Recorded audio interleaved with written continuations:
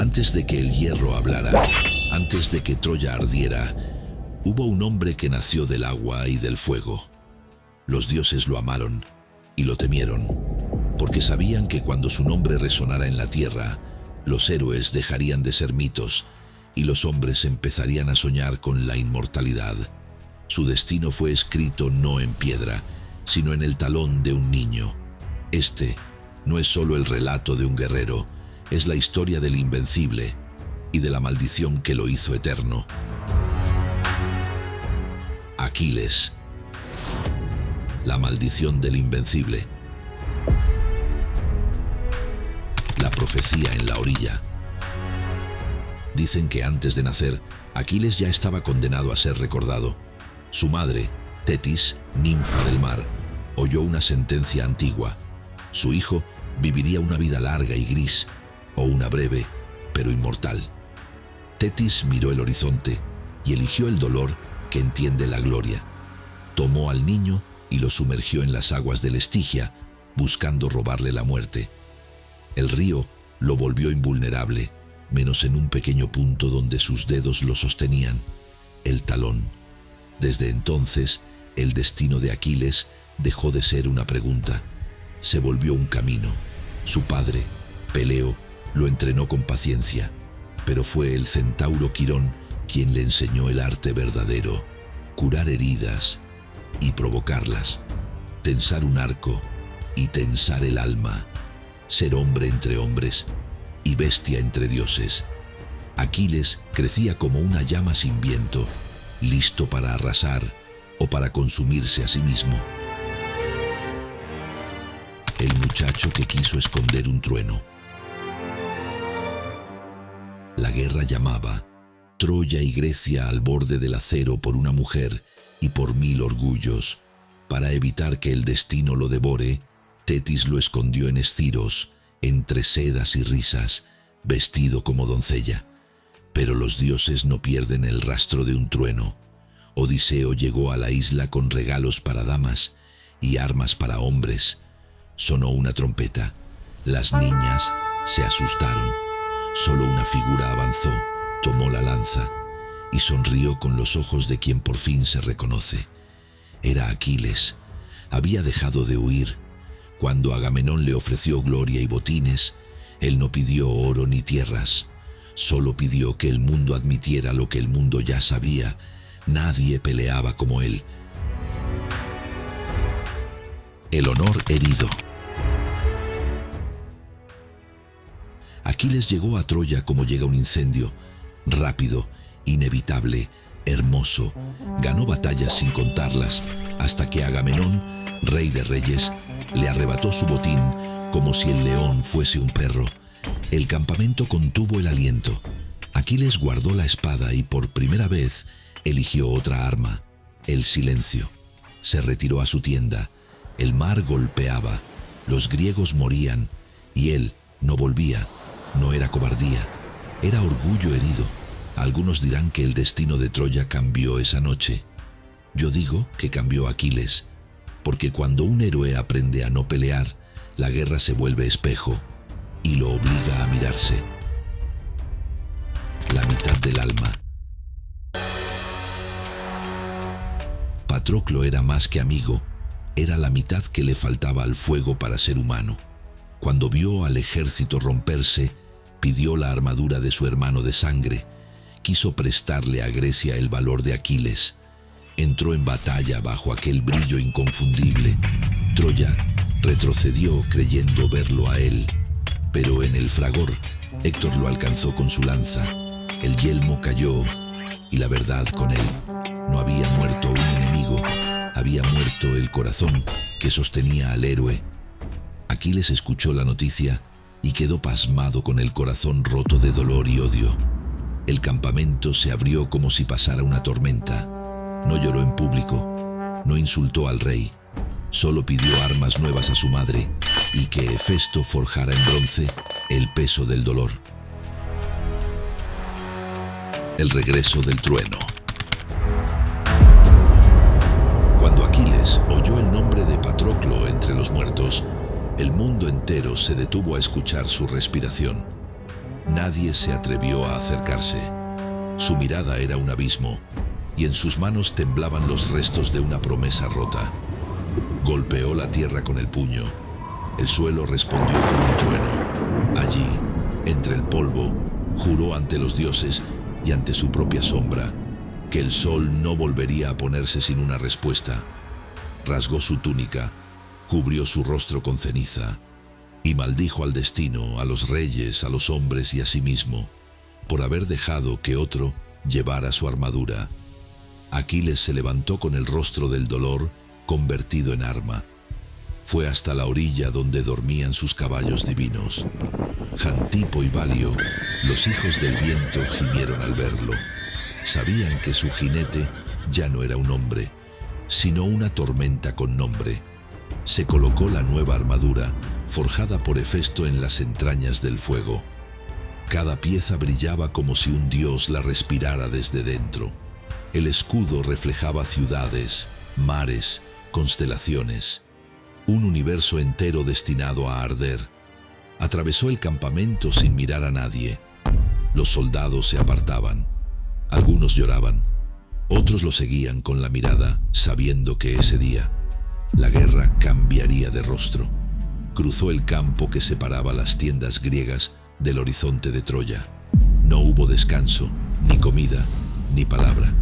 Solo el sonido de los cascos golpeando la tierra, como si cada paso fuera una cuenta regresiva hacia el juicio final.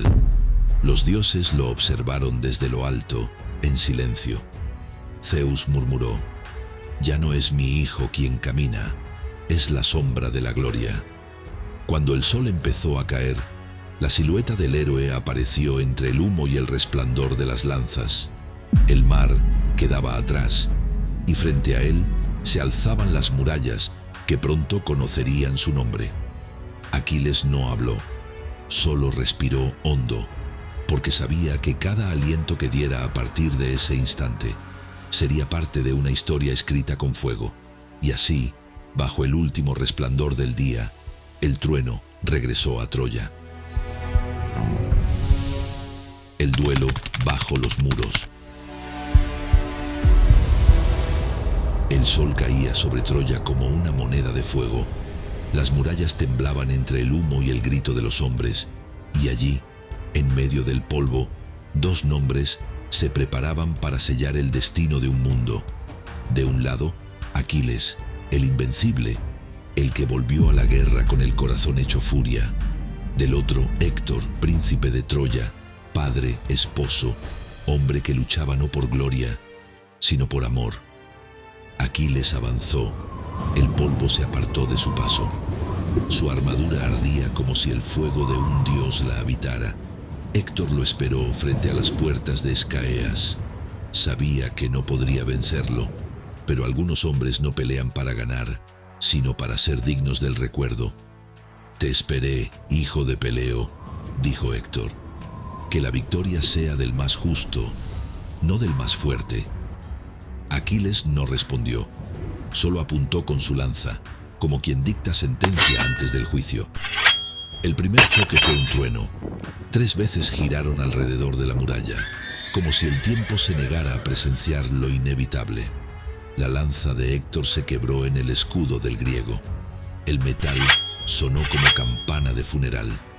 «Juremos por los dioses, Aquiles, que si yo te venzo, trataré con respeto tu cuerpo, y si tú me vences, haz tú lo mismo conmigo», dijo Héctor. «No hay pactos entre leones y hombres, ni juramentos entre lobos y corderos. Como no hay amistad entre nosotros, no habrá juramento alguno», respondió Aquiles. La lanza de Aquiles voló recta, el bronce atravesó la armadura, y Héctor cayó, como cae una torre antigua, con dignidad, con ruido, con historia.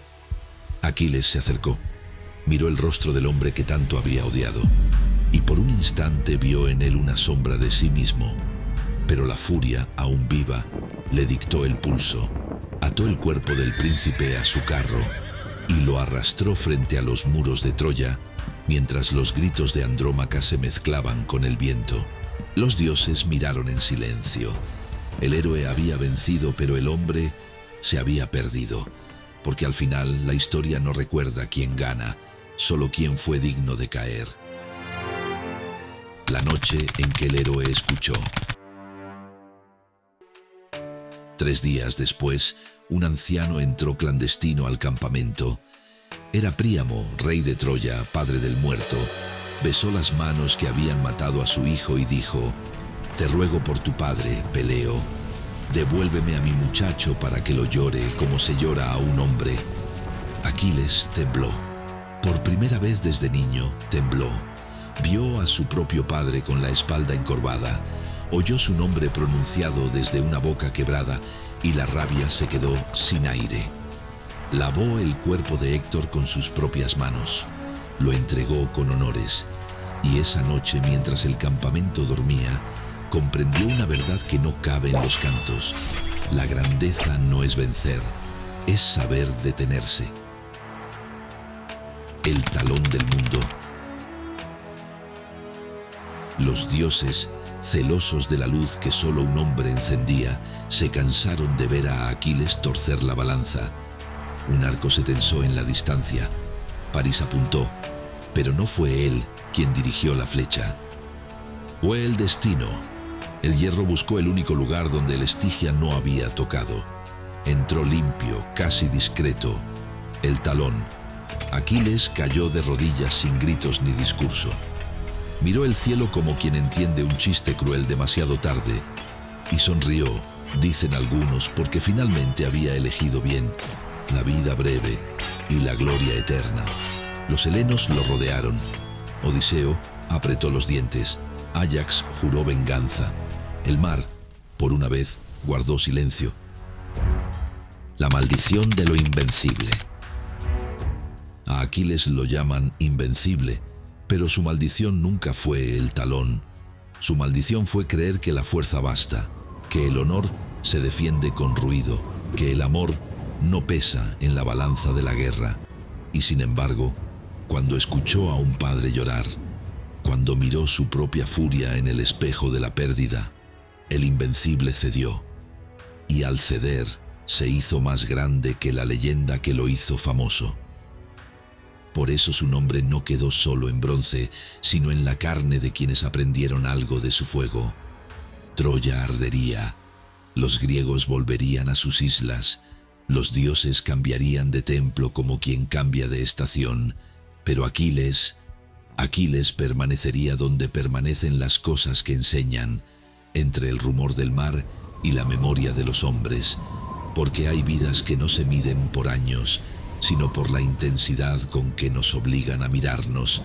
Nada dura para siempre, ni la fuerza, ni la belleza, ni siquiera el favor de los dioses.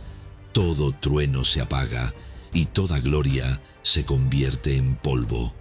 Pero el honor permanece silencioso, incluso cuando nadie queda para recordarlo.